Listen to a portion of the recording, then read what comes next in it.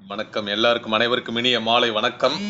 முதற்கண் மிக சிறப்பான ஒரு வரவேற்பை கொடுத்த அந்த தமிழே ஒரு தேன்மொழி தான். அந்த பேரை வந்து அவங்க பேர்லயே வச்சிருக்க அந்த அன்பு தோழி தேன்மொழி அவர்களுக்கு என்னுடைய இனிய மாலை வணக்கம்.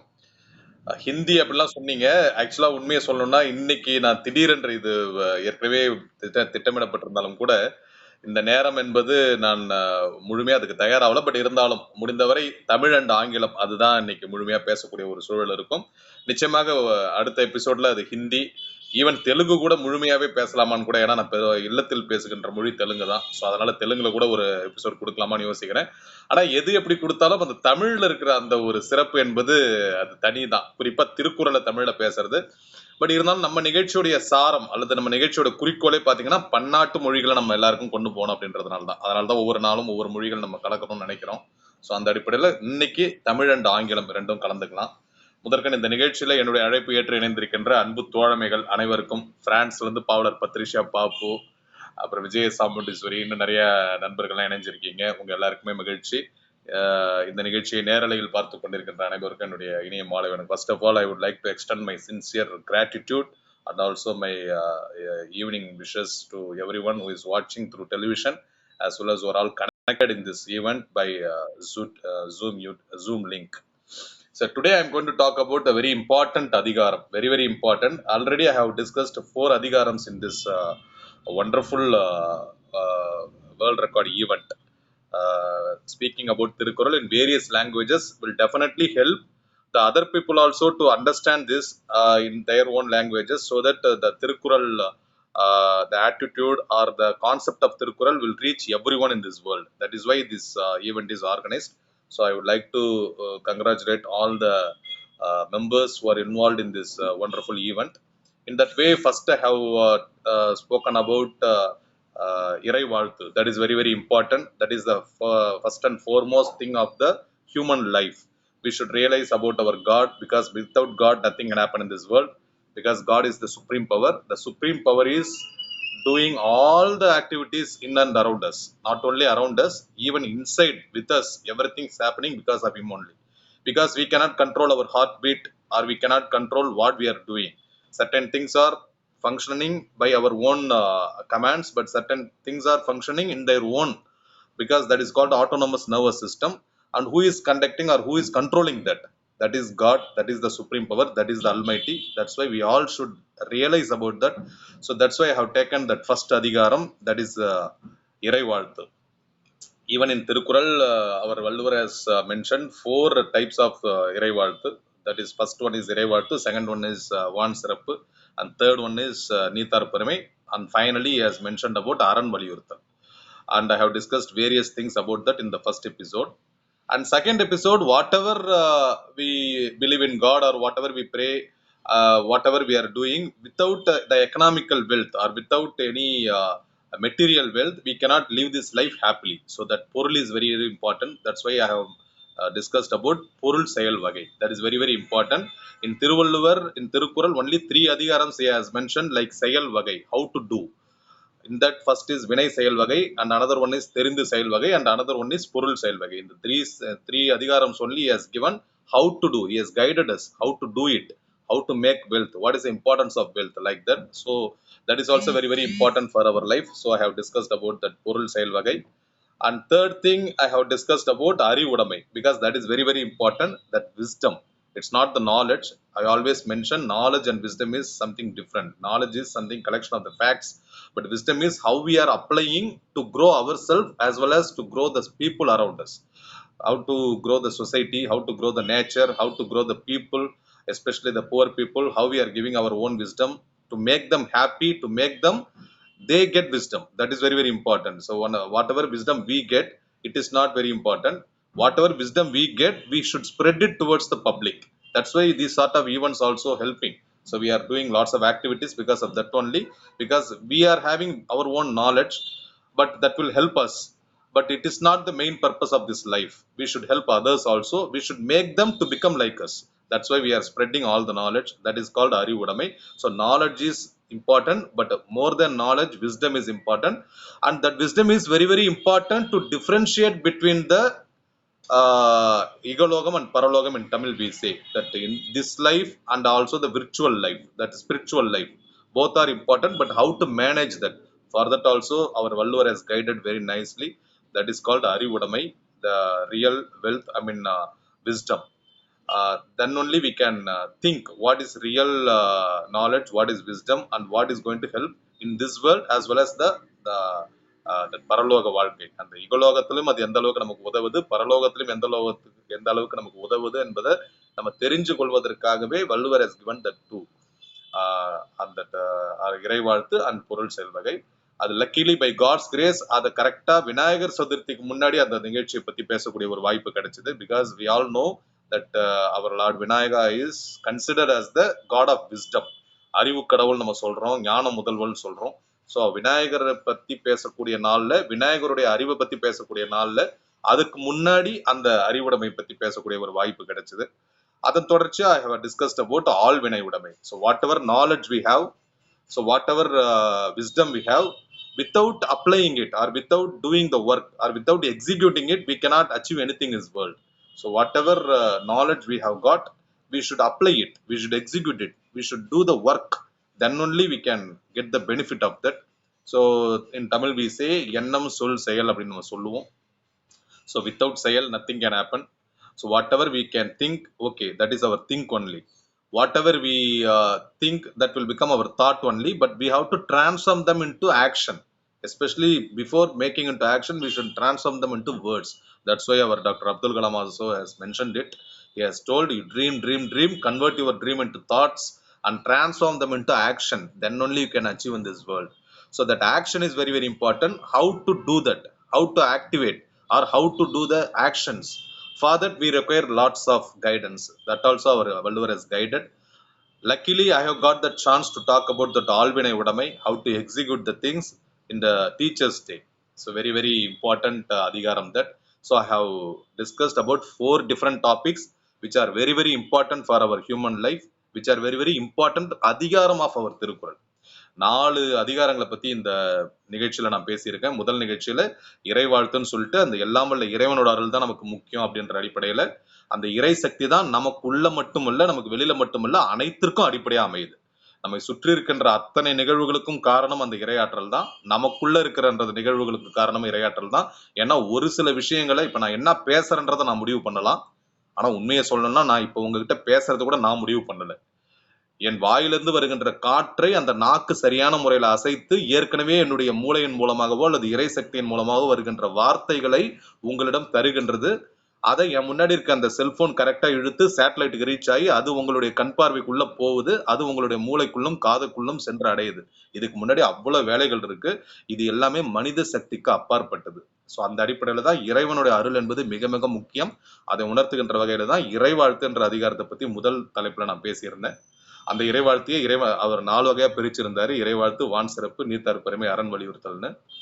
அதன் தொடர்ச்சியா இறைவாழ்த்து என்பது எந்த அளவுக்கு முக்கியமோ, இறைவனோட அருள் எந்த அளவுக்கு முக்கியமோ, இந்த இகலோக வாழ்க்கையை நம்ம அனுபவித்து வாழ்வதற்கு அந்த பொருள் என்பது மிக மிக முக்கியம். அதை எப்படி செய்யணும்ன்றதை அவர் நம்ம வழிகாட்டினாரு. வினை செயல் வகை, தெரிந்து செயல் வகை, பொருள் செயல் வகைன்னு 3 அதிகாரத்தை தான் செயல் வகைன்னு வச்சாரு. ஹவு டு டூ நமக்கு வழிகாட்டுறாரு வள்ளுவர். இது இப்படி செய்யணும். ஏன்னா பல அதிகாரங்களை இப்படி இருக்கணும், இப்படி பண்ணணும், இதுதான் நல்லது, இதுதான் கெட்டதுன்னு சொல்லுவாரு. அதை எப்படி செய்யணும்னு அவர் சொல்றது இல்லை. அந்த நியாயங்களை, அந்த நீதியை மட்டும் சொல்லிட்டு விட்டுருவாரு. ஆனா இந்த 3 அதிகாரங்கள்ல அதை ஹவு டு டூ, அதை எப்படி செய்யணும்ன்றதை நமக்கு வழிகாட்டினாரு. அப்படி வழிகாட்டின அந்த 3 அதிகாரங்கள் தான் நான் சொன்னேன். அந்த வினை செயல் வகை, தெரிந்து செயல் வகை அண்ட் பொருள் செயல் வகை. சோ என்னதான் நமக்கு நாலேஜ் இருந்தாலும் அல்லது என்னதான் இறைவனோட அருள் இருந்தாலும் அந்த இறைவனின் அருளை பயன்படுத்தி இந்த உலகில் நாம் இன்பமாக வாழ்வதற்கு அந்த பொருள் என்பது நமக்கு அவசியம். அதை எப்படி நம்ம ஈட்டணும், அதை எப்படி நம்ம பயன்படுத்தணும், அந்த பொருளுடைய மகத்துவம் என்ன அப்படின்றத பத்திலாம் அந்த பொருள் செயல் வகை, அதை பற்றி நான் பேசக்கூடிய வாய்ப்பு 2வது துறையில் கிடைத்தது. 3வது இந்த இறைவ அருளையும் பொருளையும் எப்படி பிரிக்கணும், இந்த இகலோக வாழ்க்கைக்கு எப்படி என்னென்ன தேவை, அந்த பரலோக வாழ்க்கைக்கு என்னென்ன தேவை, இதை பற்றி ஒரு தெளிவு வேணும். இது ஒரு ரயில்வே ட்ராக் மாதிரி தான். ரெண்டுமே முக்கியம். ஒரு ட்ராக் நம்ம அடுத்தது என்னென்ன அச்சீவ் பண்ண போறோம்ன்றது very very important.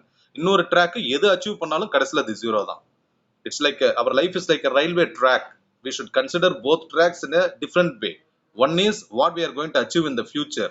For that we have to work hard. We have to give it our 100% to gain all the knowledge, to gain all the wisdom, to gain all the, to do all the efforts, make more efforts and achieve whatever we want. And another track mentioning clearly whatever we achieve, finally it is going to become zero because it's a sunyam, it's a mayai, because we have started from zero and we are going to end it in zero. முடி சார்ந்த மன்னரும் பிடி சாம்பல் ஆவர். இந்த அறிவை நமக்கு உணர்த்துறது தான் அந்த அறிவுடைமை அதிகாரத்துடைய மிக முக்கியமான தத்துவம். ஸோ இறைவாழ்த்தை பத்தி பேசிட்டு, பொருள் செல்வகையை பத்தி பேசிட்டு, மூன்றாவதா அறிவுடைமையை பத்தி பேசியிருந்தேன். அதை இறைவன் அருளால் விநாயகர் சதுர்த்தி என்று ஞான முதல்வன் நம்ம சொல்லப்படுற அந்த பிள்ளையார் சதுர்த்திக்கு முன்னாடி பேசக்கூடிய ஒரு சிறப்பான வாய்ப்பு இங்க கிடைச்சது.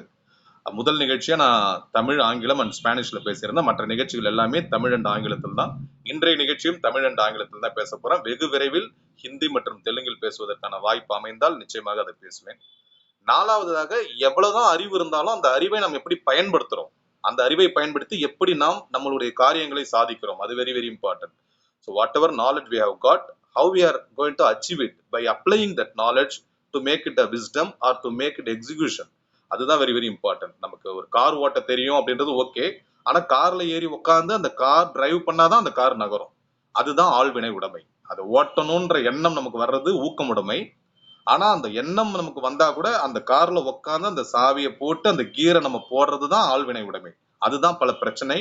இங்க பல பேர் பல ஞானிகளா இருந்தாலும் பல நாலேஜ்ஃபுல் பர்சனா இருந்தா கூட why they are not able to achieve it, because that ஆழ்வினை உடைமை is not there. அதை சுருக்கமா நம்ம சொல்லணும்னா உழைப்புன்னு சொல்லலாம், முயற்சின்னு சொல்லலாம். அதனாலதான் அந்த திருக்குறள் முழுமையா பாத்தீங்கன்னா உழைப்பு, முயற்சி, தாளாண்மை, வேளாண்மைன்னு பல வார்த்தைகள் அந்த பர்டிகுலர் அதிகாரத்துல நிறைய வந்திருக்கும். அதை ஆசிரியர் தினத்தை அன்னைக்கு பேசக்கூடிய ஒரு வாய்ப்பு கிடைச்சது. ஏன்னா ஆசிரியர்கள் என்பவர்கள் அந்த உழைப்பையும் முயற்சியும் நம்மளுடைய வளர்ச்சிக்காக கொடுக்குறவங்க. ஸோ அப்படிப்பட்ட 4 மிகச்சிறந்த அதிகாரங்களை I have discussed about 4 various different very important அதிகாரம்ஸ் in Thirukkural, which is very very important for our human life as well as the spiritual life.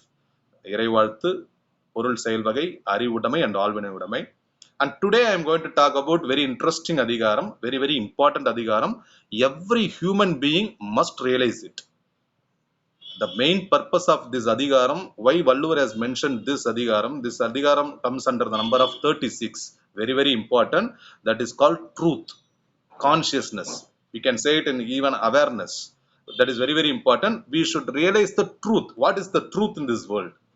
That is very important. What I am talking to you, it may be truth, it may not be truth. What you are watching me, that may be truth, it may not be truth. So the truth is very very what you can say, very complex word. That is, to understand about the truth, to realize the truth, we should work very hard. And what are all the ways to realize the truth, and what is truth, why we should realize the truth, what is the purpose of realizing the truth, and how we can realize the truth, and after realizing the truth what we will get. That's what in this அதிகாரம் our Valluvar has clearly mentioned. Very nice அதிகாரம். Every individual, especially every human being, must realize it. The difference between this அதிகாரம் and the first அதிகாரம், the major difference is there, that இறைவாழ்த்து means it is because it's clearly mentioned about the Almighty, the supreme power. What is இறை, what is God, what is the Almighty, what is the supreme power. But in this அதிகாரம், like வினை செயல்வகை, தெரிந்து செயல்வகை, பொருள் செயல்வகை, Valluvar has given more explanation about it, and he has given some nice tips also how to realize it, and after realizing it what we are going to achieve it. That is called மெய்யுணர்தல். That is called the truth, the consciousness. Even in the recent words we can use it as an awareness, but the ideal word will be truth, the consciousness. That is very important. That's why our all saints are searching it. So many people have achieved it, and they have written many poems, many essays about it, and they have given all the important methods how to realize it, how to realize the truth. And they have guided everyone, especially all the people, and they have guided and they have become the role model. Especially the person who is sitting in front of me and is showing his face, the great saint Lord Vallalar, he is the greatest example for that மெய்யுணர்தல், the truth, the consciousness. And he has clearly mentioned and he has clearly showed to this world what is the real truth and how to achieve it, and what are all the various methods. Like Thiruvalluvar, he has given his own methods to achieve the truth, to achieve that consciousness, to realize the truth. That real truth is to realize that God is everything and who is God. to know about that is called the truth. That is the importance of this adhigaram, and today I am going to discuss about that adhigaram only. Very very important, not only for igologa வாழ்க்கை, that paraloga வாழ்க்கை. This can be it is in our hands how to apply this. And especially I would like to mention about one more thing about this adhigaram, especially the importance of this adhigaram. Mainly it indicates it is not like to become a saint. மெய்யுணர்தல் means uh, to become a saint only we should read like that. It's not like that. Valluvar has not mentioned that, and Valluvar has not guided it. Even though he has mentioned, he has put this adhigaram in Arathupal, near Porutpal, in the number of 36 adhigaram, he has mentioned this. Why? Because it is not because only for spiritual life, it is also for our day-to-day life. மெய்யுணர்தல் அப்படின்றது அது ஒரு அறத்துப்பாலில் அது வைக்கப்பட்டிருந்தாலும் கூட பொருட்பாலுக்கு பக்கத்துல in fact ஊழ் அப்படின்னு சொல்லப்பட்டு நாம் எது செய்தாலும் அது நம்மளுடைய முயற்சியால் மட்டுமல்ல, நம்மை தாண்டி நமக்கு முன்பாக நாம் செய்த பல கர்ம வினைகளின் பயன்கள் என்பதை உணர்த்துகின்ற வகையில ஊழ் என்ற ஒரு அதிகாரத்தோட அந்த அறத்துப்பால் துறவு ஊழ் என்று அப்படிலாம் முடிச்சாலும் கூட பொருட்பால் இறைமாட்சி தொடங்குவதற்கு முன்பாக 38வது அதிகாரம் முடியறதுக்கு முன்பாக 36வது அதிகாரமாக இந்த அதிகாரம் வச்சதோட நோக்கம் இது வெறும் அறத்துப்பாலாக, வெறும் அறத்துக்காக அல்லது அந்த பரலோக வாழ்க்கைக்கு மட்டும் அல்ல. இந்த இகலோக வாழ்க்கையிலும் இதை நாம் உணர வேண்டும், உண்மையை உணர வேண்டும். அது அனைத்திலும் அந்த உண்மையின் அடிப்படையாக இருக்கின்ற அந்த இறைவனை நாம் உணர வேண்டும். அனைத்திற்கும் அடிப்படை என்பது அந்த இறை என்பதை உணர்வது என்பதுதான் அந்த ட்ரூத். அதை பத்தி தான் Valluvar has mentioned very nicely, very clearly, and he has given all the explanation. Wonderful quarrels, wonderful couplets in this beautiful adhigaram. And as I said already, every individual, every human being must read this adhigaram. And there is more difference between this one and Irai Valthu, because people may confuse about that. They may think that already as mentioned about Irai Valthu, why again like the spiritual adhigaram called மெய்யுணர்தல். But there is some difference. That Irai Valthu means it clearly talks about, it clearly speaks about Irai, the importance of Irai, the importance of that supreme power. What is supreme power?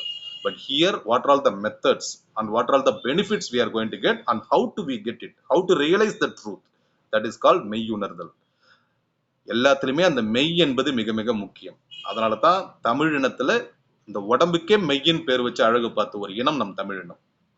ஏன்னா இந்த உடல் என்பது காயமே இது பொய்யடா, வெறும் காற்றடைத்த பையடா அப்படின்னு சொல்லியிருந்தாலும் கூட, இந்த உடம்புக்கு இது ஒரு பொய்யான மெய்யாக இருந்தாலும் கூட, ஆனால் மெய்யான மெய்ப்பொருளால் படைக்கப்பட்ட மெய் என்பதனால்தான் அதுக்கு மெய்யின்னே பேர் வச்சான். அதனாலதான் மெய்யெழுத்துன்னு ஒரு எழுத்தையே நம் தமிழினம் கண்டுபிடிச்சது.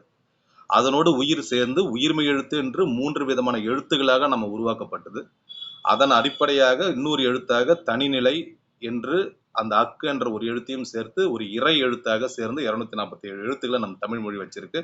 அதனால தான் I always mention our Tamil language is the greatest language ever. And it is the mother language for so many languages. It is not only mother language for us, it is the mother language of many languages. So that's why our Tamil is very important, and Tamil is very special because it has got many special features in that. அதுல ஒரு முக்கியமான விஷயம், அந்த எழுத்துகளுடைய பேரே பாத்தீங்கன்னா மெய்யெழுத்து, உயிரெழுத்து, உயிர்மெய் எழுத்து.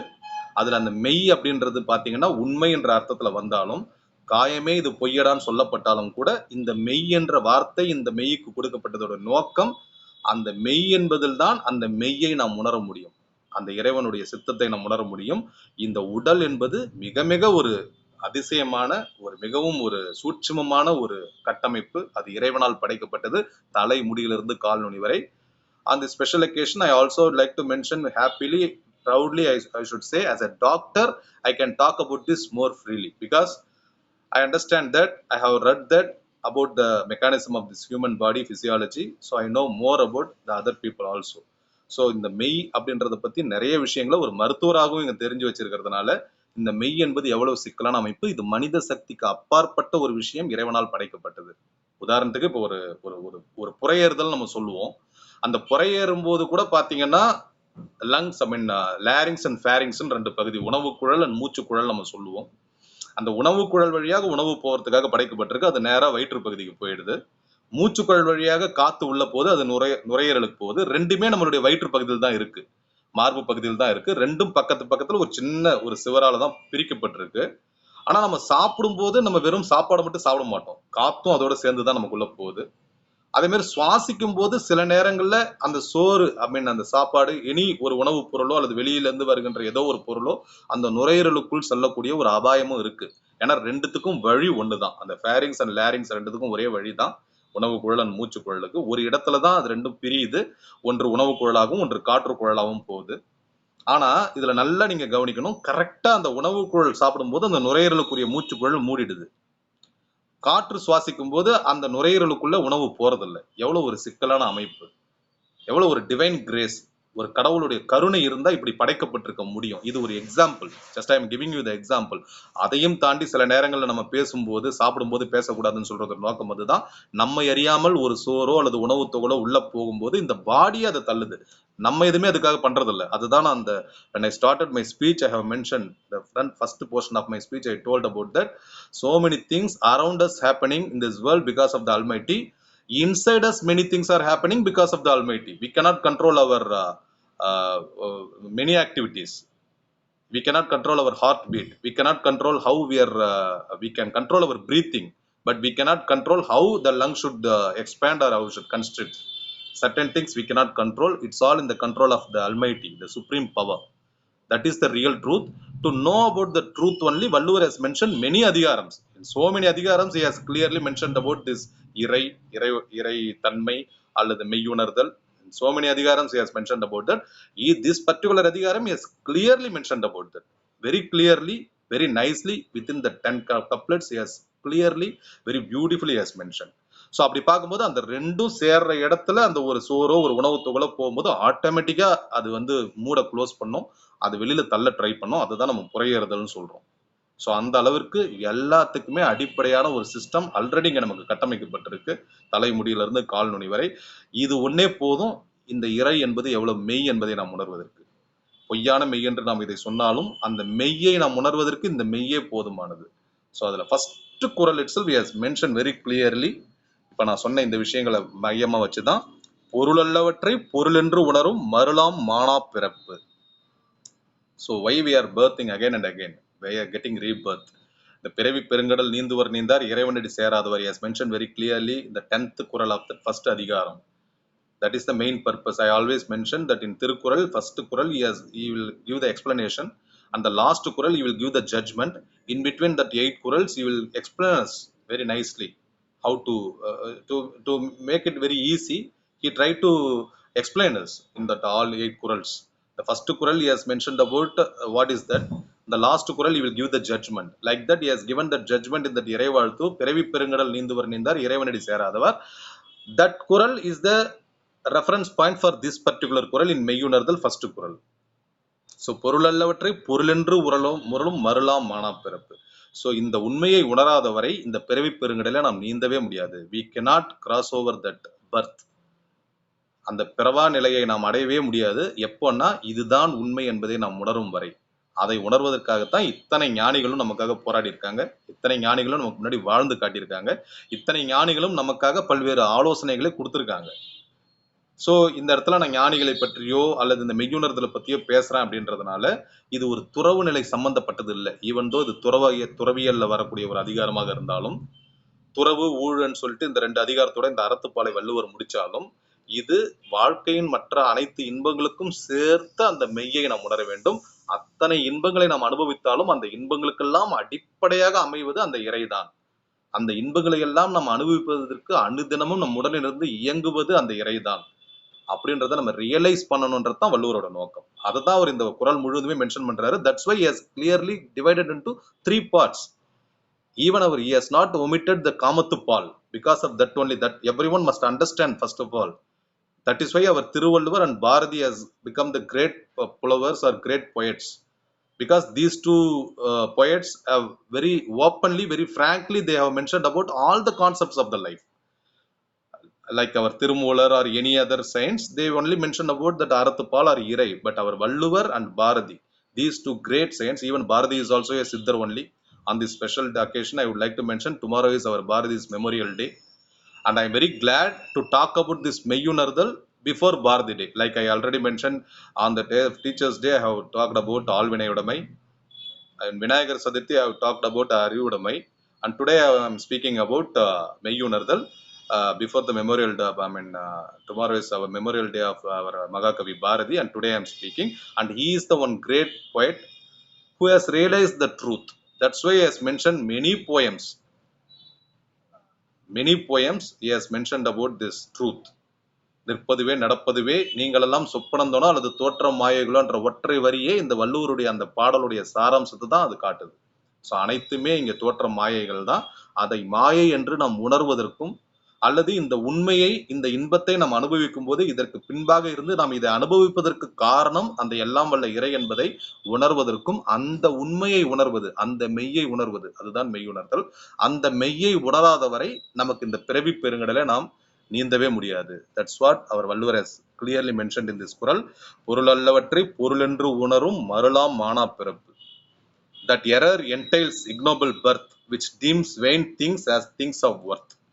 Unless we realize that this is the real truth, this is the real supreme power behind all the enjoyment what we are enjoying in this particular life, whatever it may be, it is all because of that the supreme power, the Almighty. Without understanding or without realizing that, we cannot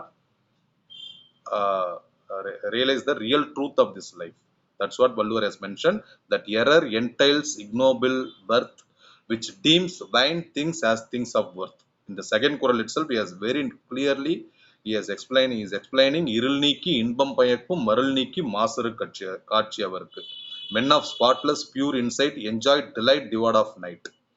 இருள் நீக்கி இன்பம் பயக்கும். So once if you realize all these things, definitely there will be more happiness in your life. See how nicely Valluvar has compared these two Thirukkurals. First Thirukkural is telling, if you are not realizing that supreme God or the real truth is behind everything, if you are not realizing it, you cannot cross over your birth. Again and again you will be born and you will get the rebirth. That பிறவி பெருங்கடல் நீந்துவர் என்ற நிலையை நம்ம அடையவே முடியாதுன்னு he has mentioned. In the second Thirukkural itself, very nicely is saying, men of spotless pure insight enjoy delight devoid of night. இருள் நீக்கி இன்பம் பயங்கும் மருள் நீக்கி மாசறு காட்சி அவருக்கு. ஸோ இந்த ஒரு தெளிவு நீங்கிட்டாலே ஆட்டோமேட்டிக்கா அந்த இருள் என்பது இல்லாம போயிடும். அந்த இருள் மருள் தெருள் என்ற நிலை போய் அருள் என்ற ஒரு உன்னதமான நிலையை நம்ம அடைய முடியும் அப்படின்றத எஸ் கிளியர்லி மென்ஷன் இந்த செகண்ட் திருக்குறள். அந்த ஒரு தெளிவு நமக்கு வரணும் அப்படின்றது தான் is mentioning in third Thirukkural. Very clearly is mentioning, ஐயத்தின் நீங்கி தெளிந்தார்க்கு வையத்தின் வானம் நனியது உடைத்து. one of my favorite Thirukkurals this one. ஐயத்தின் நீங்கி தெளிந்தார்க்கு வையத்தின், ஏன்னா இந்த ஐயமே இங்க உலகத்துல பல பேருக்கு பல பிரச்சனையா இருக்கு. இந்த இறை என்பது ஒண்ணு இருக்கா, அது இருந்தா அது எப்படி இருக்கும், இந்த ஐயமே முதல்ல இருக்கக்கூடாது. ஏன்னா அதுதான் நான் முதல்ல ஒரு எக்ஸாம்பிள் சொன்னேன். as a doctor I have mentioned a clear example as a doctor about that pharynx and larynx, what are the difference between pharynx and larynx, how we are breathing, how we are eating, and what is the function is happening, how the anatomically physiologically God has designed that. That is a clear example I have given to realize that the power of the supreme Almighty.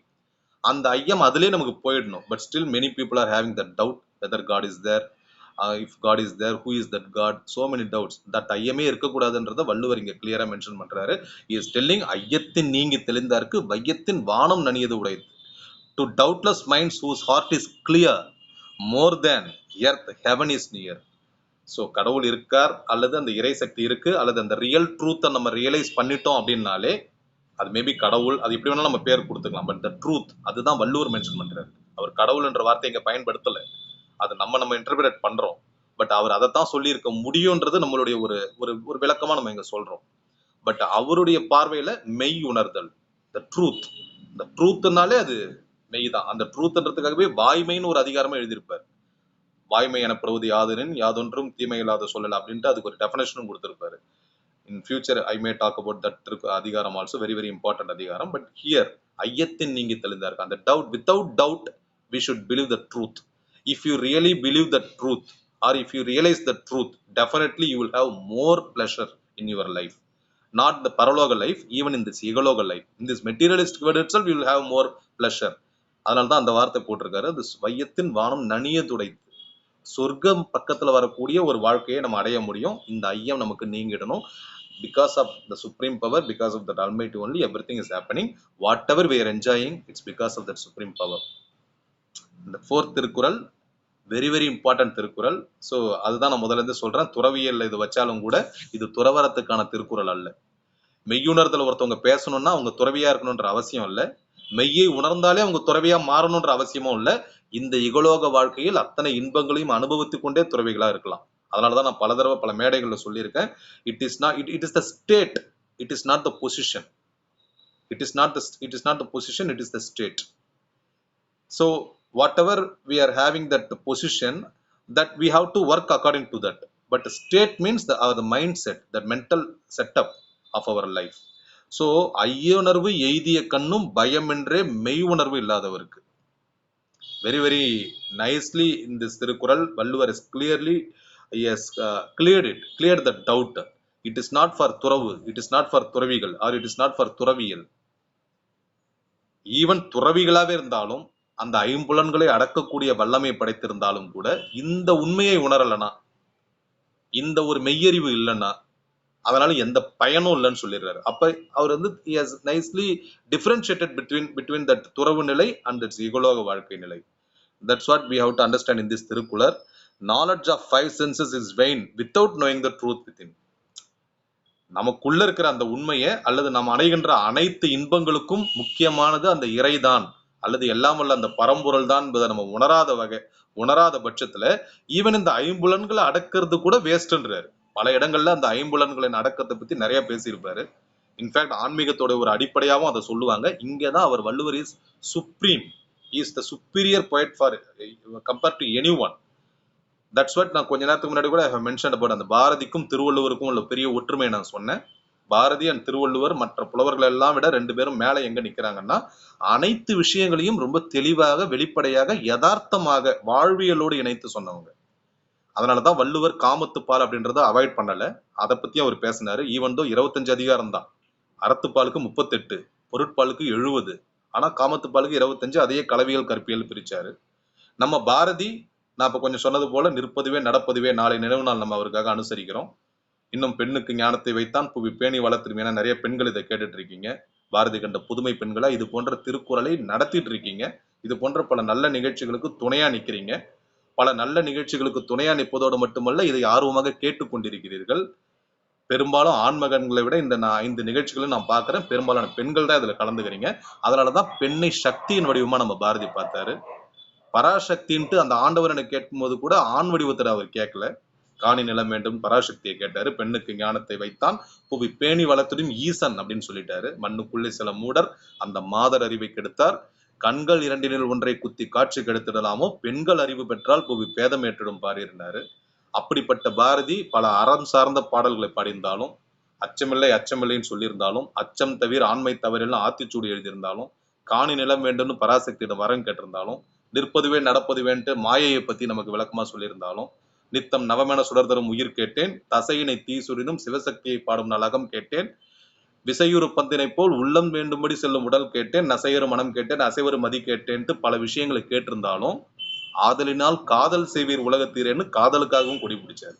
அதனாலதான் பாரதியும் வள்ளுவரும் மற்ற புலவர்களோட ஒருபடி மேல நிக்கிறாங்க. ஏன்னா அனைத்தையும் அவர்கள் analyse பண்றாங்க. அனைத்திற்கும் அவர்கள் தேவையான கவிதைகளை பாட்டாக அவங்க தந்தாங்க. காதலினால் மானுடருக்கு கவலை தீரும், காதலினால் மானுடருக்கு சிற்பம் முதல் கலைகள் உண்டாம், ஆதலினால் காதல் செய்வீர் உலகத்தீரே, காதல் காதல் காதல் காதல் போயின் சாதல் சாதல் சாதல்னு நம்ம பாரதி சொன்னாரு. ஆனால் ஒரு இறைநிலையை அடைந்த ஒரு மகான் தான் பாரதி. இன்ஃபேக்ட் நீங்க அந்த திரைப்படத்துல கூட பார்த்திருக்கலாம். ஒரு பாடல் பாடிக்கொண்டே அவருடைய அந்த ஆடை நழுவுறது கூட தெரியாம இயற்கையோடு ஒன்றக்கூடிய ஒரு மிகப்பெரும் கவிஞன். அதனால்தான் காக்கை சிறகனில நந்தனாலா நின்ற கரிய நிறம் தோன்றுதைய நந்தனாலா பாடினாரு. ஸோ இயற்கையை, இறைவனை, அறத்தை, இன்னும் பல்வேறு விஷயங்களை பத்தி பாடின பாரதி காதலை பற்றி பாடாம இல்லை. அதைத்தான் நம்ம வள்ளுவரும் இங்க செஞ்சிருக்காரு. அறத்துப்பால் பொருட்பால் சொல்லிட்டு வீடு பேரு. வீடு பேரு என்பது வேற ஒன்றும் இல்லை, சில விஷயங்களை விட்டு சில விஷயங்களை பெறுவது. விடு பெரு, அதுதான் வீடு பேரு. சிற்றின்பம் என்பதை விட்டு விட்டு பேரின்ப நிலையை நோக்கி நம்ம அடைய வேண்டும். ஆனால் அதே சமயத்தில் அதை அடைவதற்கான வழிமுறைகளாக இந்த அறம் பொருள் இன்பம் மூன்றும் நமக்கு வேண்டும் என்பதை மிக தெளிவாக சொன்ன the great poet, the great saint தான் நம்ம வள்ளுவர். ஸோ அந்த அடிப்படையில் தான் இந்த ரெண்டு பேருமே மற்ற புலவர்களோட மேம்பட்டு நிற்கிறாங்க. அப்ப இந்த மெய்யுணர்தல்ல வள்ளுவர் எவ்வளவு கிளியரா மென்ஷன் பண்ணிட்டாரு பாருங்க. துறவிகள் எல்லாம் துறவிகள் இல்லைன்ட்டாரு, ஐம்புலன்களை அடக்குவர்கள் ஞானிகள் அல்லன்ட்டாரு. எப்போ? when they are not Gnanis, when they are not துறவிஸ், if they don't know the real truth, if they don't realize the truth. அப்ப ரிவர்ஸ்ல what should we should understand, even though we are enjoying this life, whatever the materialistic life we are living, if we realize the truth, we are the real jnanis. That is the speciality of our Tiruvallur. So you cannot the Turavi means, the saint means, it should be like that. There is some hard and fixed rule. துறவின்னா ஒரு தாடி வச்சுக்கணும், துறவின்னா ஒரு பட்டை கொட்டை போட்டுக்கணும். It's not like that. எதுவுமே இல்லாம இந்த உலக வாழ்க்கையில் இருந்து கொண்டே கூட நாம் துறவியா வாழலாம், பற்றற்ற நிலை. அதனால்தான் இந்த அதிகாரத்துக்கு முன்னாடி ஒரு குறள்ல மிக சிறப்பான ஒரு அதிகாரம், ஒரு குறள் எழுதியிருப்பார். பற்றுக பற்றற்ற பற்றினை அப்பற்று பற்று கொள்பவர்கள் அப்படின்ற மாதிரி ஒரு குறள். அந்த பற்று பற்றுனே பற்றை பற்றிய பற்ற பற்றி ஒரு அதிகாரத்தை பற்றற்ற நிலையை பத்தி எழுதியிருப்பாரு, ஒரு குறளை எழுதியிருப்பாரு. ஸோ ஒரு மிகச்சிறந்த ஒரு வள்ளுவர் இந்த இடத்துல மென்ஷன் பண்றது, இந்த பர்டிகுலர் குறள்ல மென்ஷன் பண்றது அதுதான். we should realize that. So it is not that Turavi or saint means it should be like that. There is some hard and fixed rule. Turavi means you should not live the life. You should not live the. You should not enjoy anything in this world. You should become the great saint. You should go away from the real life. It's not like that. அதனால தான் Valluvar has mentioned இல்வாழ்க்கை as a fifth அதிகாரமே இல்வாழ்க்கை தான். அதன் தொடர்ச்சியா பாத்தீங்கன்னா வாழ்க்கை துணைநலம், அப்புறம் மக்கட்பேறு, அப்புறம் அன்புடைமை, அப்புறம் விருந்தோம்பல், இனியவை கூறல், செய் நன்றி அறிதல், அப்படியே போயிட்டே இருக்குது நடுவு நிலைமை அப்படின்னு சொல்லிட்டு. ஸோ அதுதான் முக்கியம்ட்டு அங்க இல்வாழ்க்கைன்னு வச்சவர் தான் பின்னாடி காமத்து பால்ல கலவியல் கற்பியல்னு பிரிச்சாரு. இதை ஏன் இந்த அளவுக்கு அவர் சொல்றாருன்னா, இந்த துறவிரையில வெறும் அந்த ஐம்புலன்களை அடக்குவதனாலேயோ அல்லது இந்த வேஷங்களை எல்லாம் போட்டுக் கொள்வதனாலேயோ மட்டும் எந்த பயனும் இல்லை. If you really don't know the truth, if you don't realise the truth, if you don't know the real truth what it is, so unless you know the real truth, nothing is important or nothing will be useful. That's what our Valluvar has mentioned in this Tirukkural. Reversely we can take it like this also. Even by living this beautiful wonderful life also, if we realize the truth, if we understand that the real truth is to realize this truth, and the supreme power is giving all the power, and it is the thing which is functioning everything in our life, and whatever we do in our life, it is all because of God. We are just an instrument. If we realize the truth, that is more important than after controlling all the five senses. But if you don't know the real truth, that is waste. That's what our Valluvar has mentioned very nicely. ஐ உணர்வு எய்திய கண்ணும் பயமின்றே மெய் உணர்வு இல்லாதவருக்கு.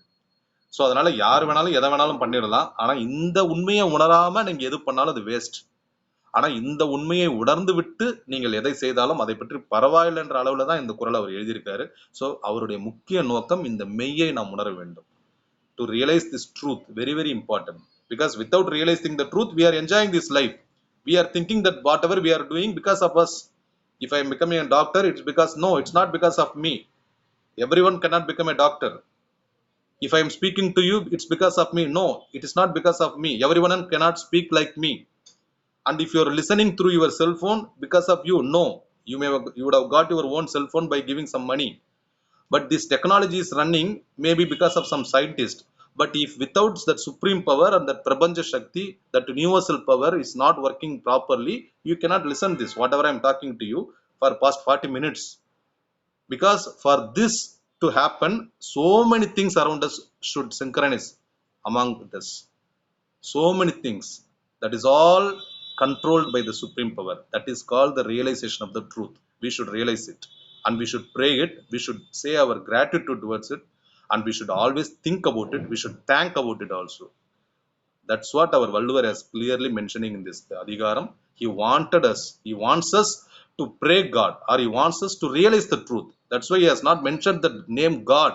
But he wants us, it is not because of us what is happening in this world. It is because of the real truth. What is that real truth? He is giving some explanation in the later part of this Adhigaram. The next Tirukkural, very very important. Already in Arivudamai I have mentioned this. And here clearly is saying, எப்பொருள் எத்தன்மை தாயினும். That's what I am also discussing about that only. எப்பொருள் எத்தன்மை தாயினும் அப்பொருள் மெய்ப்பொருள் காண்பது அறிவு.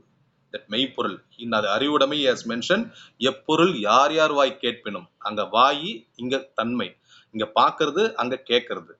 கேட்கும்போது we should realize what is the real true meaning of that. சும்மா ஏதோ ஒன்று சொல்றாங்கன்னு கேட்கக்கூடாது.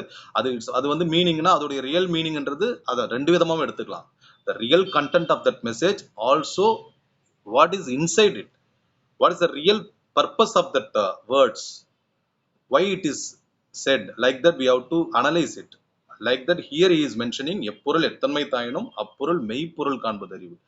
என்ன விஷயத்தை நம்ம அனுபவிச்சாலும் whatever we are enjoying, அதுக்கு உள்ள இருக்கிற அந்த மெய்ப்பொருள் அதுதான் அது உள்ள இருந்து ஆதி மூலமா செயல்படுது அப்படின்றத நம்ம ரியலைஸ் பண்ணணும். அதுதான் உண்மையான மெய் உணர்தல். அதை தான் இப்ப நான் கொஞ்ச நேரத்துக்கு முன்னாடி சொல்லிட்டு இருந்தேன். நம்ம எது செஞ்சாலும் அது நம்ம இல்லை, அது நம்மளால மட்டும் செய்ய முடியாது. we cannot do it by our own. அதுக்கு பின்னாடி பல சிஸ்டம் செயல்படணும். ஈவன் ஒன்றும் இல்லை, இப்போ நான் when I am talking to you, suddenly if power breaks down, power goes off, automatically this cannot continue. ஒரு சின்ன விஷயம்தான், even a single thing can destroy this event. So அதனால தான் நம்மளுடைய தமிழ் மரபுலையும் சரி, இந்திய மரபுலையும் சரி, எல்லாத்துலேயுமே நம்ம அந்த இறை வணக்கத்தை வைக்கிறோம். அதை முன்னிறுத்தி தான் நம்ம வள்ளுவரும் இறை வாழ்த்துன்னு வச்சாரு, அதுவும் 4 வச்சுட்டாரு. ஏன்னா 4 டைமென்ஷனுமே முக்கியம். வெறும் இறைவன்னா நமக்கு கண்ணுக்கு தெரியாத அல்லது நாம் உணரக்கூடிய இந்த மெய்யுணர்தல் மூலம் உணரக்கூடிய அந்த இறைவனை உணர்வது மட்டும் அல்ல, அதை தாண்டி 4 விஷயங்களை அவர் வச்சிருக்காரு. இந்த இயற்கையும் இறைவனை நம்ம வணங்கணும், ஏன்னா இயற்கையும் துணையும் நமக்கு தேவை. நமக்கு முன்பாக வழிகாட்டிய அந்த ஞானிகளையும் நம்ம வணங்கணும், ஏன்னா ஞானிகளுடைய அந்த வழிகாட்டுதலும் தேவை, முன்னோர்களுடைய வழிகாட்டுதலும் தேவை, நம்ம விட பெரியவர்களின் வழிகாட்டுதலும் தேவை. அதை முன்னோர்கள் நீத்தார் பெருமைன்னு ஒன்று வச்சிருப்பாரு.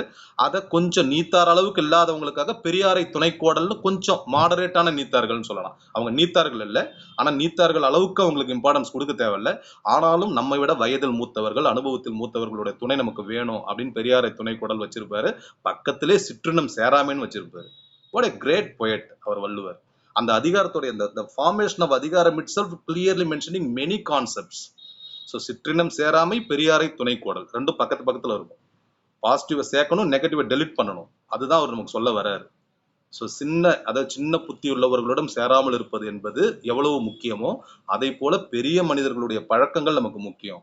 ஆனா பெரியாரை துணைக்கோடல் என்ற அதிகாரத்தை அவர் ஏன் அங்க அறத்துப்பால்ல வச்சிருப்பாரு, பொருட்பால்ல வச்சிருப்பாரு அப்படின்னு பாத்தீங்கன்னா, முன்னாடி பாத்தீங்கன்னா இன்ஃபேக்ட் அறத்துப்பால்ல தான் வரும்னு நினைக்கிறேன், பொருட்பால்ல வரும்னு நினைக்கிறேன். முன்னாடி பாத்தீங்கன்னா அந்த நீத்தார் பெருமை என்பது மிகப்பெரிய ஞானிகள், நம்ம வாழ்க்கைக்கு இந்த மெய்யுணர்தலை வாழ்ந்து காட்டியவர்கள். ஆனா இந்த பெரியாரை துணைக்கோடல் அப்படின்றவங்க அந்த பெரியவர்கள் அப்படி இருக்கணும்ன்ற அவசியம் இல்லை, ஆனாலும் நம்மை விட வயதிலும் அனுபவத்திலும் மற்ற சில சாதனைகளிலும் மேம்பட்டவர்களா இருக்கலாம். அப்ப பெரியவங்களே அவர் 2ஆ பிரிக்கிறாரு, நீத்தார்ன்ற ஒரு கேட்டகரியாவும் பெரியார்ன்ற ஒரு கேட்டகரியாவும். நான் சொல்றது நம்ம இந்த நல்ல பெரியவர்களை. ஸோ அதுதான் நம்ம வள்ளுவருடைய ஸ்பெஷாலிட்டி. ஸோ அந்த அடிப்படையில் எந்த பொருளை நாம் கண்டாலும், whatever we do or whatever we achieve or whatever we see or whatever we enjoy, what is inside it, that is the real truth. We should realize the truth. So எப்பொருள் எத்தன்மை தாயினும், whatever it may be, அப்பொருள் மெய்ப்பொருள் காண்பது அறிவு. அதனுடைய அந்த உள்ள இருக்கிறது என்ன, the core content, that is the supreme power. What is that supreme power? That is called செம்பொருள். That also is mentioned in another kural that I will talk to you later.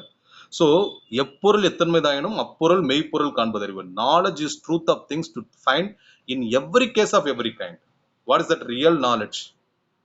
That is the supreme power behind us, which is guiding us, which is making us to enjoy everything in this world.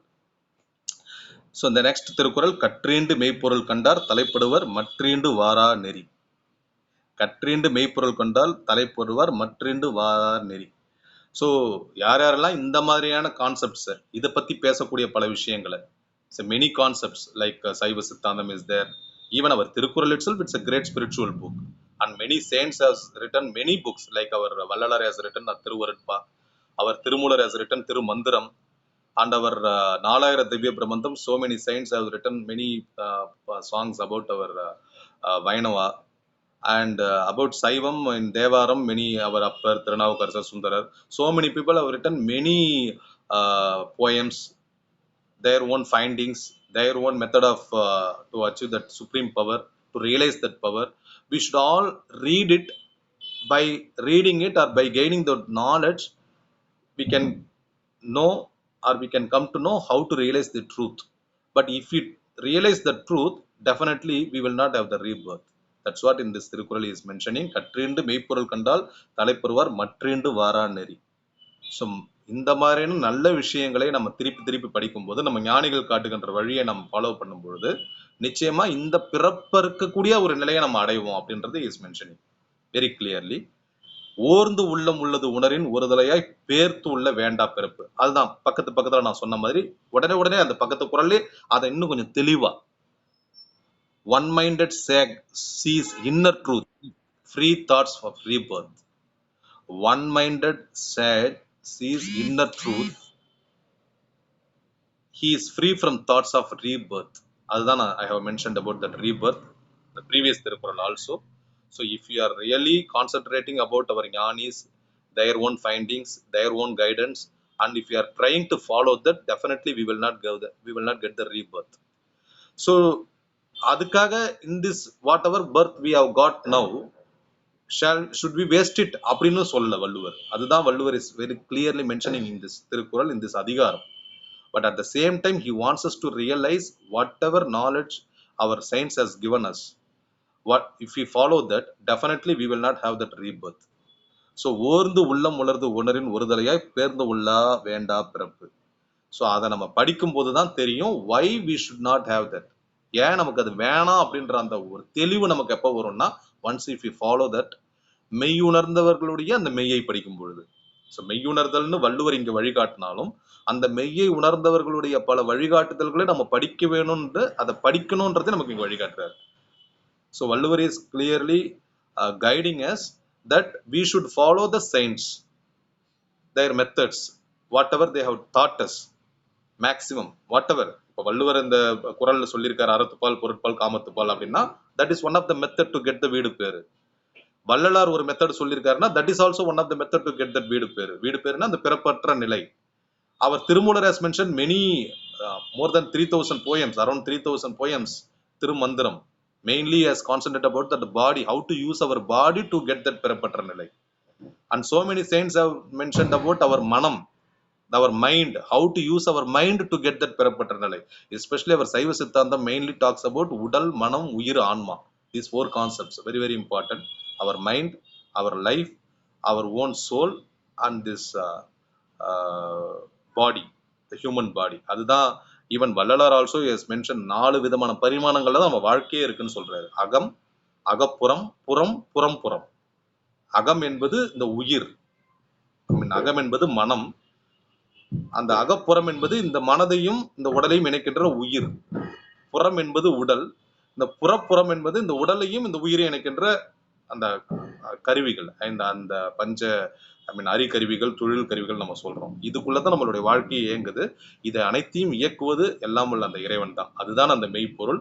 அந்த மெய்ப்பொருளை நாம் உணர வேண்டும் என்பதுதான் இந்த அதிகாரத்தின் மிக முக்கிய நோக்கம். அதனால்தான் மெய் உணர்தல். இது கடவுளை உணர்வதல்ல, இறைவனை உணர்வதும் அல்ல, இந்த வாழ்க்கையின் மெய்யை உணர்வது. இந்த மெய்யை உணர்ந்தாலே நமக்கு அந்த பிறப்பற்ற நிலை வரும் அப்படின்றத இந்த 2 குறள்ல Valluvar has clearly mentioned. One-minded sage sees inner truth, he is free from thoughts of rebirth.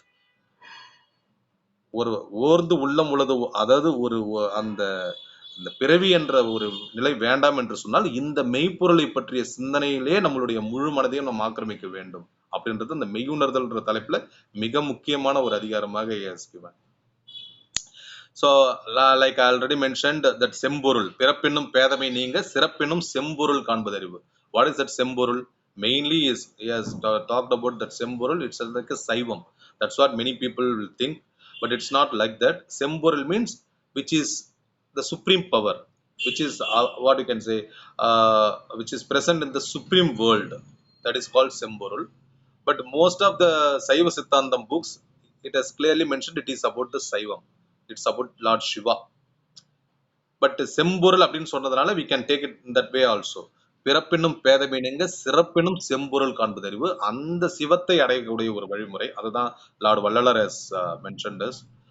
And our Thirumoolar many poems, அறிவும் சிவமும் இரண்டென்ப அறிவிலார், அன்பும் சிவமும் இரண்டென்ப அறிவிலாரும் கூட ஒரு பாட்டு எழுதியிருப்பாரு. ஸோ சிவம் என்பதுதான் இறைவனுடைய ஒரு பரிமாணமாவே he has mentioned. ஸோ அப்படி பார்க்கும்போது அந்த செம்பொருள் என்பது சிவம் என்றும் நம்ம எடுத்துக்கொள்ளலாம், அல்லது அனைத்திற்கும் மேலான ஒரு சக்தின்னு நம்ம எடுத்துக்கொள்ளலாம். ஸோ அதை நாம் காண்பது என்பதுதான் இந்த பிறப்பு என்னும் பேதமையை நாம் அறுப்பதற்கும் அந்த பேதமையை நீங்குவதற்கும் ஒரு காரணமாக அமையும். Clearly mention, it is knowledge to know self truth and remove the folly of birth. அந்த செல்ஃப் ட்ரூத், அந்த ரியலைசேஷன், அந்த மெய்ப்பொருள் உணர்தல், that is very very important. The final குறள் is very very important குறள். Before that he has mentioned clearly, சார்புணர்ந்து சார்பு கட ஒழுகின் மற்றழுது சார்தரா சார்தரு நோய், சொற்பொருள் பின்வரும் நிலை அணி அப்படின்னு ஒரு அணியில இந்த குறளை has mentioned very clearly. சார்புணர்ந்து சார்பு, ஒரே வார்த்தை எத்தனை தடவை சார்புணர்ந்து சார்பு கெட ஒழுகின் மற்றழிந்து சார்தரா சார்தரு நோய். Know the refuge of with bondage, be free from ills of thraldom osage. So எல்லாமே இங்க ஒண்ணுக்கு ஒண்ணு தொடர்புடையது தான். ஸோ இருளை நோக்கி நாம் போகும்பொழுது இருள் சம்பந்தமான பல விஷயங்கள் தான் நமக்குள்ள வரும்.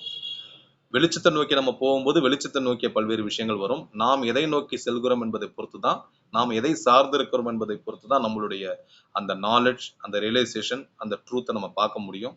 ஸோ அந்த அடிப்படையில சரியான முறையில சரியான அந்த உண்மையை நம்ம அடையணும்ன்றது தான் மறைமுகமா இந்த குறள்ல சொல்லியிருக்காரு. அந்த ஃபைனல் குறள் is very very important. As I always say, in the last Thirukkural he clearly gives the judgment for that whole அதிகாரம். First அதிகாரம், first he will mention about what is that, he will give some introduction. And the remaining, first குறள், and the remaining குறள்ஸ் he explained it, various method or various dimensions of that particular அதிகாரம். And in the final குறள் he always clearly mentions the judgment. Here what is the judgment? காமம் வெகுளி மயக்கம் இவை மூன்றும் நாமம் கெட நோய். In this காமம், it is not காமத்துப்பால் காமம். This காமம் is different காமம். First we should understand that, because many people are wrongly interpreting that this காமம், Valluvar has said காமம், that means காமம் should not be there. So மெய்யுணர்தல் means without காமம் you should live the life. No, it's wrong. Here காமம் means பேராசை, you can say, அதிகப்படியான ஆசை அல்லது அதிகப்படியான இன்பத்தை விளைவது, அதுதான் இங்க yes mention. வெகுளி, we all know that ஒரு கோபம் அப்படின்னு கூட நம்ம எடுத்துக்கலாம். மயக்கம், ஒரு விதமான ஒரு மாயையில் நான் சிக்கி இருப்பது, இந்த ஆணவம் கண்மம் மாயை அப்படின்னு நம்ம சொல்றோம், மும்மலங்கள் அப்படி நம்ம சொல்றோம். இந்த மாதிரியான விஷயங்களிலிருந்து விடுபடுவது என்பதுதான். அதை விடுபட்டாலே ஊஸ் expire when lust wrath folly expires even to name fully. ஆசை கோபம் அறியாமை என்னும் இருட்பண்புகளுக்கு சிக்கி வாழும் அச்ச வாழ்க்கை நீங்கினால் ஆனந்தமயமாக மாறுவோம். இதுல அனைத்துமே அதிகப்படியானது என்பதை நம்ம எடுத்துக்கொள்ளணும்.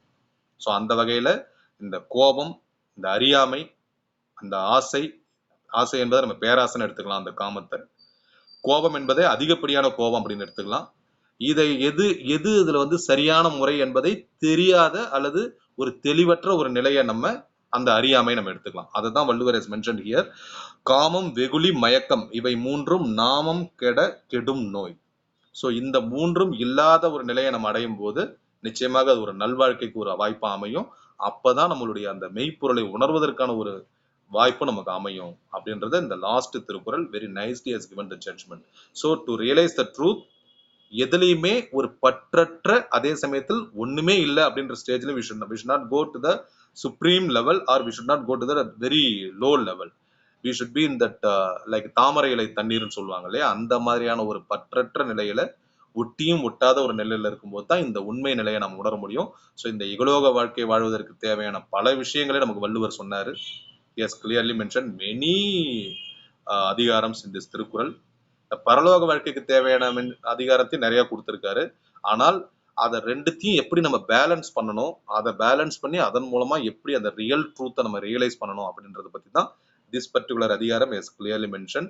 ஸோ ஃபர்ஸ்ட் குறள்லயே உண்மையான பொருள் இந்த வாழ்க்கைக்கு என்னன்றதை நம்ம தெரியாத வரை இந்த பிறவி துன்பம் என்பது நமக்கு தொடரும் என்று நமக்கு இந்த மெய்யுணர்தலின் முக்கியத்துவத்தை சொன்ன வள்ளுவர் அதை உணர்வதற்கான கடைசி அதிகாரமாக, கடைசி குறளாக very clearly has mention what is the importance, how to get it. அதுல காமம் வெகுளி மயக்கம் அப்படின்ற மூணை சொல்லியிருக்காரு. நான் முதலே சொன்ன மாதிரி இந்த இடத்துல அந்த காமம் என்பதை நம்ம எப்படி எடுத்துக்கலாம்னா அதிகப்படியான ஆசை, அதிகப்படியான கோபம் அல்லது பற்று அப்படி கூட எடுத்துக்கலாம். இதை தெளிந்து உணர முடியாத ஒரு மயக்க நிலை. இப்ப நம்ம எல்லாருமே we are all living in that way only, not only for ஆசை பேராசை, anything. எல்லாத்துலயுமே பாத்தீங்கன்னா நம்ம the whole world is really suffering a lot because of these three things. It is not because of the sexual desire or money or any wealth. It's not like that. It is because of the clarity. So அதனாலதான் அந்த காலத்துல ஞானிகளே பாத்தீங்கன்னா they live that their own family life, but it is not it doesn't mean that they are not Gnanis or saints. பாத்தீங்கன்னா அவங்களுக்கு அவங்க இல்வாழ்க்கை அவங்க வாழ்வாங்க. நம்ம Valluvar also has mentioned that only. So that's why in the fifth அதிகாரம் itself we started with இல்வாழ்க்கை, அதுக்கப்புறம் வாழ்க்கை துணை நலம், அப்புறம் அன்புடைமை மற்கற்பேருன்னு போறாரு.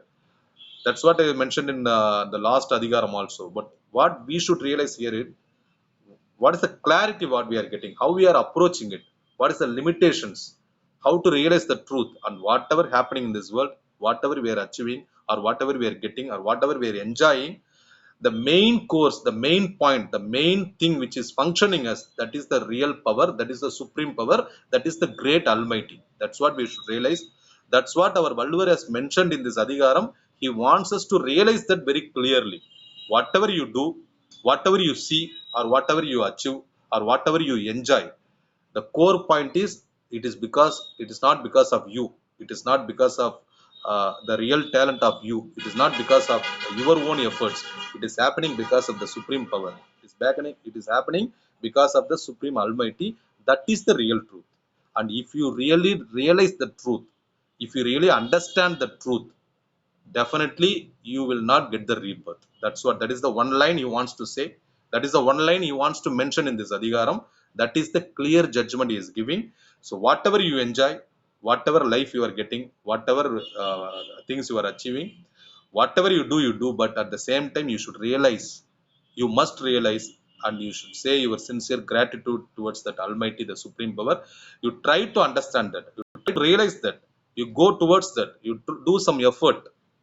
So he wants us to make some effort to realize that real truth of this life. That real truth is Mei Unardal. That real truth is to know it is not because of us, it is because of the real truth which is functioning in and around us. Like I said in the first part of my speech, when I started my speech, I told it is not only functioning around us, it is functioning inside us. Whatever happening inside us also because of that Almighty only.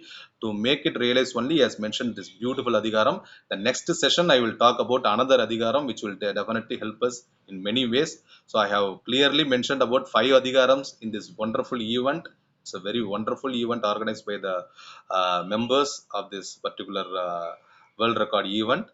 And இறைவாழ்த்து, பொருள் செயல் வகை, அறிவுடைமை, ஆழ்வினை உடைமை, and today I have talked about மெய் உணர்தல். And in next session definitely we'll talk about very important Adhigaram I will talk. And thanks for this great opportunity, and thanks for the wonderful people who are listening this for past 1 hour my speech. And whatever I realized, whatever I know about this only I have discussed. I can say that whatever I have discussed here or whatever I have told is 100% correct, but it is my interpretation. That is also not my interpretation, because of the supreme power, the almighty, whatever he has decided through me, he has talked. So whatever I talk here, it is not because of me. Whatever prize I am going to get, it is also எல்லா புகழும் இறைவனுக்கே. Praise the Lord. Thank you very much. மீண்டும் ஒரு முறை இந்த அருமையான வாய்ப்பை எனக்கு கொடுத்து இந்த அருமையான ஒரு அதிகாரத்தை, ஏன்னா இந்த அதிகாரம் பல பேர் மிஸ் பண்ற ஒரு அதிகாரம், மெய் உணர்தல். ஆனா வாழ்க்கையுடைய மெய்ய அதுதான், நம்ம உணரணுன்ற அடிப்படையில் தான் அந்த அதிகாரத்தை இன்னைக்கு எடுத்து மெய்யை உணர்ந்த ஒரு மகாகவியின் நினைவு நாளை போற்றக்கூடிய நாளுக்கு முன்பாக உங்கள் முன்பாக பேசுவதில், அதுவும் குறிப்பா பாரதி கண்ட புதுமை பெண்கள் முன்பாக பேசுவதில் மற்றற்ற மகிழ்ச்சி. மீண்டும் இந்த 1 மணி நேரம் போனது எனக்கும் தெரியல, உங்களுக்கும் அப்படிதான் தெரிஞ்சிருக்கும்.